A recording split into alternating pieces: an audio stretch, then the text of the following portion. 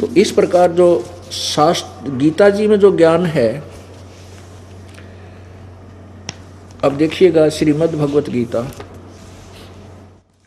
ये श्रीमद् भगवत गीता तृतीय अध्याय अथ तृतीय अध्याय, इसमें प्रथम मंत्र में कहा है, अर्जुन ने पूछा, हे जनार्दन, यदि आपको कर्म की अपेक्षा ज्ञान श्रेष्ठ मान्य है तो फिर हे केशव, मुझे भयंकर कर्मों में क्यों लगाते हैं, मुझे युद्ध के लिए क्यों प्रेरित कर रहे हो। अब यहां ये क्या कहता है, दो में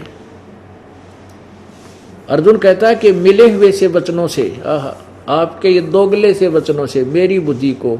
आप मिले हुए से वचनों से मेरी बुद्धि को मानो मोहित कर रहे हैं। उस एक बात को निश्चय करके कहिए जिससे मैं कल्याण को प्राप्त हूं। अब यहां श्री भगवान बोले, हे निष्पाप, इस लोक में दो प्रकार की निष्ठा मेरे द्वारा कही गई है, पहले कही गई है। उनमें से सांख्य योगी की तो निष्ठा तो सांख्य ज्ञान योग से, और योगियों की निष्ठा कर्म योग से होती है। आगे देखो, अब चौथे में कहा है कि मनुष्य न तो कर्म का प्रारंभ किए बिना निष्कर्मता को प्राप्त होता है, यानी योग निष्ठा को प्राप्त होता है, और न कर्मों का केवल त्याग मात्र से सिद्धि यानी सांख्य निष्ठा को प्राप्त होता है। पांचवें में कहा है, निसंदेह कोई भी मनुष्य किसी भी काल में क्षण मात्र भी बिना कर्म के नहीं रहता, क्योंकि सारा संसार, सारा मनुष्य समुदाय प्रकृति जनित गुणों द्वारा परवश किया हुआ कर्म करने के लिए बाध्य किया जाता है। अब छठे में, जो मूढ़ बुद्धि मनुष्य समस्त इंद्रियों को हठपूर्वक ऊपर से रोककर मन से इंद्रियों का चिंतन करता है, वह मिथ्याचारी और दंभी कहलाता है। अब देखो, जो मूढ़ बुद्धि, जो मूर्ख व्यक्ति कर्म इंद्रियों को हठपूर्वक रोककर मन से इंद्रियों का चिंतन करता रहता है, वह मिथ्याचारी अर्थात दंभी कहलाता है। कहने का भाव यह कि जो एक स्थान पर बैठ कर हठपूर्वक आसन लगाकर और हठ योग करने की चेष्टा करता है, मन रोकने की चेष्टा करता है, उसके विषय में कहा कि वो तो मिथ्याचारी दंभी अर्थात पाखंडी है। सातवें में कहा कि किंतु अर्जुन, जो पुरुष मन से इंद्रियों को वश में करके और अनासक्त हुआ समस्त इंद्रियों द्वारा कर्म योग का आचरण करता है, यानी अपनी इंद्रियां न रोक ले और कर्म योग माने काम करते करते भगवान की भक्ति करता है, वह श्रेष्ठ है। काम करते, कर्म योग माने काम करते करते, ना कि एक जगह स्थान पर बैठ कर कर्म योग का आचरण करता हुआ, कर्म योग माने अपना स्वाभाविक कर्म करता हुआ, वही श्रेष्ठ है। आगे देखो, आठवें में कहा है, तू शास्त्र विहित कर्तव्य कर्म कर, क्योंकि कर्म ना करने की अपेक्षा कर्म करना श्रेष्ठ है, तथा कर्म न करने से तेरा निर्वाह, शरीर निर्वाह भी तो नहीं सिद्ध होगा, यानी तेरा पेट कैसे पड़ेगा। ये तो बिल्कुल सही, ये है वेद अनुसार ज्ञान जो ब्रह्म ने दिया है। और आगे 5वें अध्याय में इसने 15वें श्लोक तक जो ज्ञान बताया है वो इसकी अपनी थोपी हुई थ्योरी है, सिद्धांत है, जो वेद विरुद्ध है। देखिएगा, नहीं क्षमा करना, ये छठे में नहीं, 5वें में नहीं, छठे अध्याय में लिखा है। छठे अध्याय में लिखा है, जो एक आसन पर बैठ कर,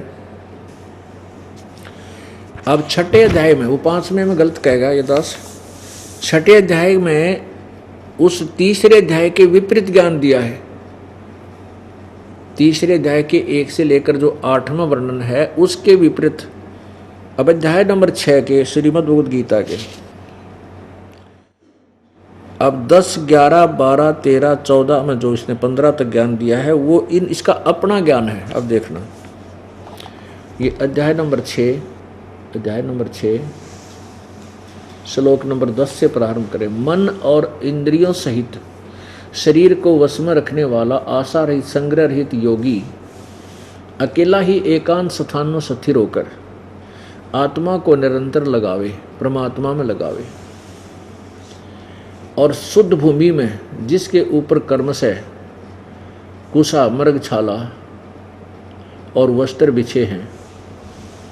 न बहुत ऊंचा और न बहुत नीचा, ऐसे अपने आसन को स्थिर करके उस आसन पर बैठकर चित्त और इंद्रियों की क्रियाओं को वश में रखते हुए मन को एकाग्र करके अंतःकरण की शुद्धि के लिए योग का अभ्यास करें। 13वें में कहा कि काया सिर और गले को समान अचल धारण करके और शिथिल होकर अपनी नासाग्रे यानी नासिका के अग्रभाग पर, नाक के अगले हिस्से पर दृष्टि जमाकर दिशाओं को न देखता हुआ ब्रह्मचारी के व्रत में स्थित भय रहित भली भांति शांत अंतःकरण वाला सावधान योगी मन को रोक कर मुझ में चित्त वाला मेरे प्राण होकर स्थित हुआ है। वश में किए हुए मन वाला योगी इस प्रकार आत्मा को निरंतर सदा निरंतर मुझ परमेश्वर स्वरूप लगाता हुआ मुझ में रहने वाली परमानंद की पराकाष्ठ निर्वाण परमाम शांति को प्राप्त होता है। अब यहाँ देखो, अब निर्वाण परमाम का अर्थ परमानंद की पराकाष्ठ रूप शांति को प्राप्त होता है। निर्वाण परमाम, इसका वास्तविक अर्थ तो ये समझना चाहिए कि ये शांति जो इस ब्रह्म की साधना से प्राप्त होती है, जो ब्रह्म की साधना से जो शांति, ये कह रहा है मेरी साधना ऐसे करे और उससे निर्वाण प्रमाम शांति को प्राप्त होता है। निर्वाण प्रमाम का अर्थ होता है, निर्वाण माने मृत्यु, मोक्ष यानी बिल्कुल समाप्त हो जाना, खत्म हो जाना। और अब यदि इस शांति को सर्वश्रेष्ठ माने तो ये गीता ज्ञानदाता 18वें अध्याय के 62वें श्लोक में कहता है कि अर्जुन,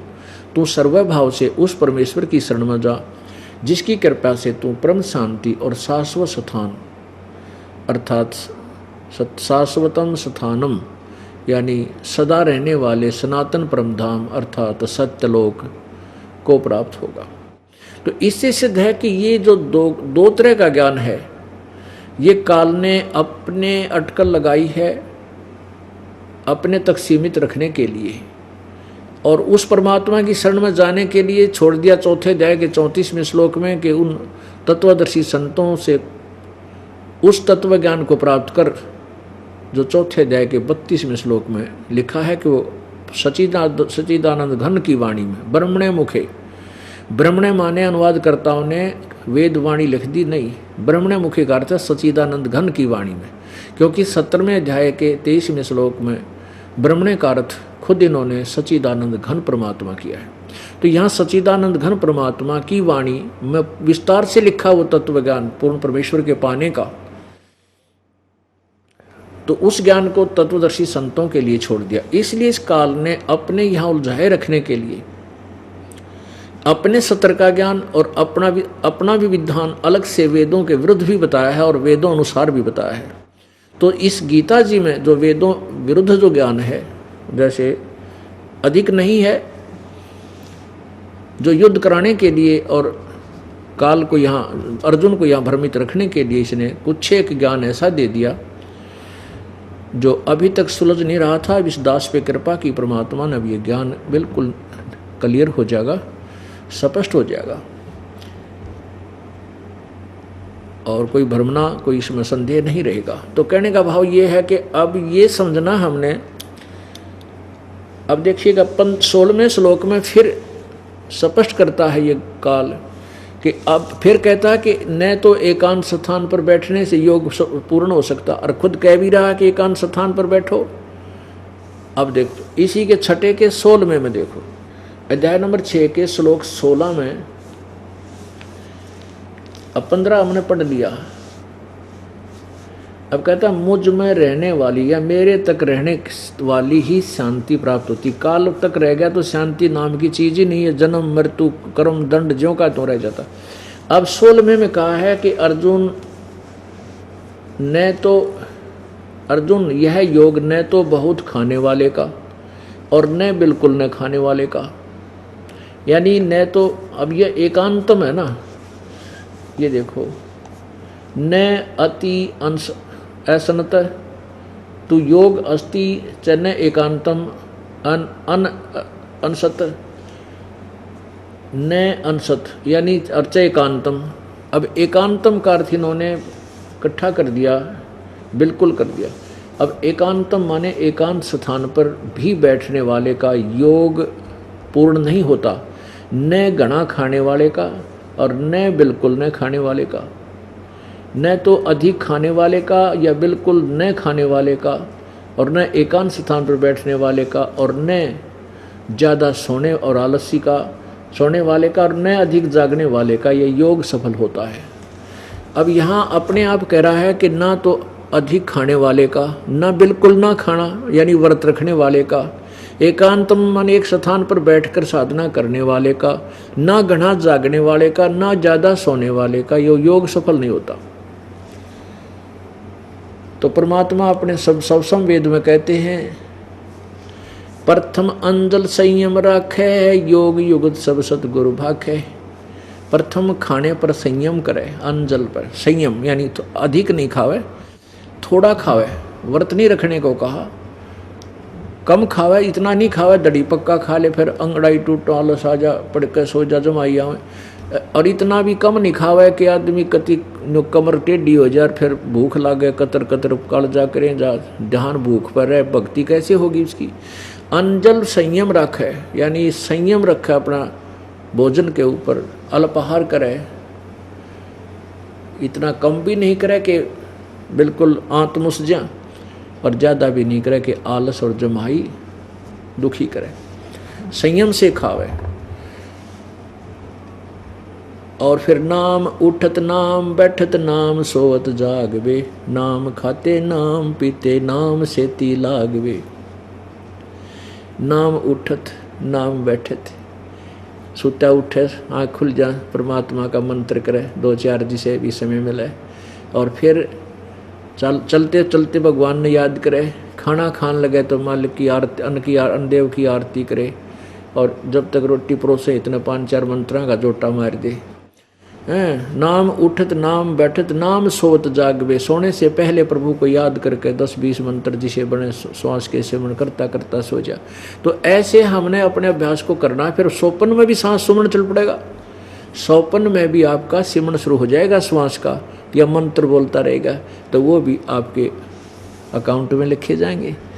ऐसे हम भक्ति के धनी होकर के फिर परमात्मा प्राप्ति करेंगे।